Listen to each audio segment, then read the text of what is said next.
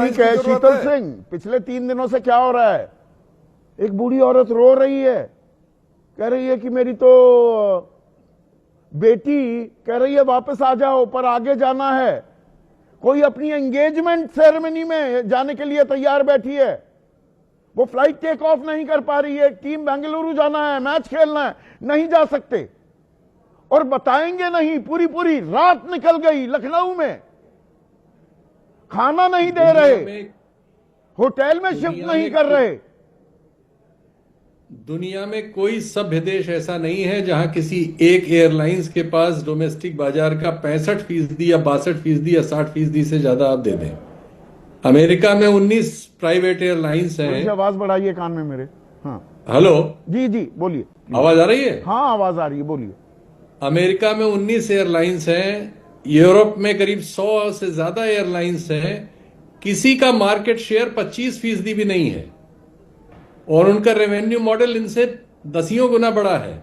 तो भारत में एक अजीब तरह की कैपिटलिस्ट मोनोपोली लाई जा रही है जो क्रोनी कैपिटल की है, जिसमें कुछ क्षेत्रों में अब यहां सिर्फ 2 कंपनियों के पास 90% आपने बिजनेस छोड़ दिया है। हाँ यानी अब कोई मतलब ही नहीं, कोई कंपटीशन या कोई रिस्पॉन्सिबिलिटी कुछ होगी ही नहीं। और आप देखिए 3 लाख से ज्यादा आदमी स्ट्रैंडेड है डिफरेंट एयरपोर्ट्स पे, रो रहे हैं, चीख रहे हैं, परेशान है।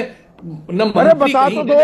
और यहां पर देखिए ये होता है ढिठाई, ये ढीठ बन गई है कंपनी। ये पहले जो नियम है उसकी तैयारी नहीं करेगी, नहीं, फिर सिस्टम को फोर्स करेगी कि नियमों में वही पुराने नियम फिर से आ जाएं। नहीं, सिस्टम को अपने आगे शासन करा दिया। सिर्फ कंपनी क्यों, सरकार कहां है भाई? रेगुलेटर कहां है? देखेगा कौन अगर कंपनी ये सब करे तो? कंपनी को 65-60% मोनोपोली तक पहुंचाया किसने? पहुंची कैसे वो? इसका कोई जवाब देगा? हम हद होती जा रही है। मतलब इस तरह का कैपिटलिज्म दुनिया में कहीं नहीं भाई। बिजली क्षेत्र में आप एक कंपनी को सब दे देंगे और पता चला कि आपका ही मंत्री जो है प्रेस कॉन्फ्रेंस करके बिहार में बताएगा कि 60,000 करोड़ का आपने उसमें एडजस्टमेंट कर लिया है। ऐसे लूट हो रही है खुलेआम। नहीं, पायलट एसोसिएशन वाले कह रहे हैं कि देरी और उड़ान रद्द करने का इस्तेमाल किया है डीजीसीए पर दबाव डालने के लिए। मतलब इन्हें पता था कि ऐसा होगा, फिर हम कर देंगे, देश में त्राहिमाम मचवा देंगे, कोहराम मचवा देंगे हम एयरपोर्ट पर। हम नहीं बदलेंगे, हम ढीठ हैं। और फिर जो आपने अभी दूसरा बताया कि उसके बाद जो बची हुई एयरलाइंस है वो कोई 80,000 ले रही है जयपुर से दिल्ली का, कोई दिल्ली से बनारस का 72,000 ले रही हैं, कोई पटना से दिल्ली 62,000 ले रही हैं। ये और डकैती दूसरी तरफ। मतलब ये क्या हो रहा है? यहां कोई सरकार नहीं है क्या? जो चाहे वो कर सकता है बिजनेस, प्राइवेट बिजनेस। और कह रहे हैं जिम्मेदारी तय होगी, जिम्मेदारी तय होगी।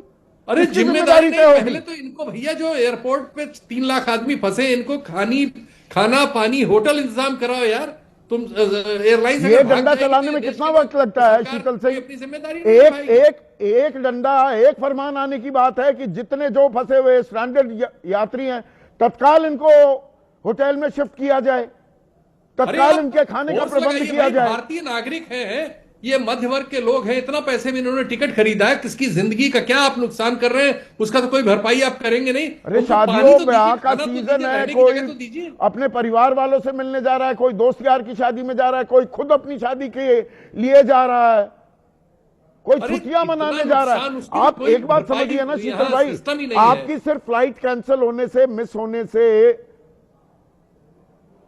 आपका जो होटल की बुकिंग है, फर्ज कीजिए आप गोवा जा रहे हैं या आप श्रीनगर जा रहे हैं या आप केरल जा रहे हैं, वो भी गई।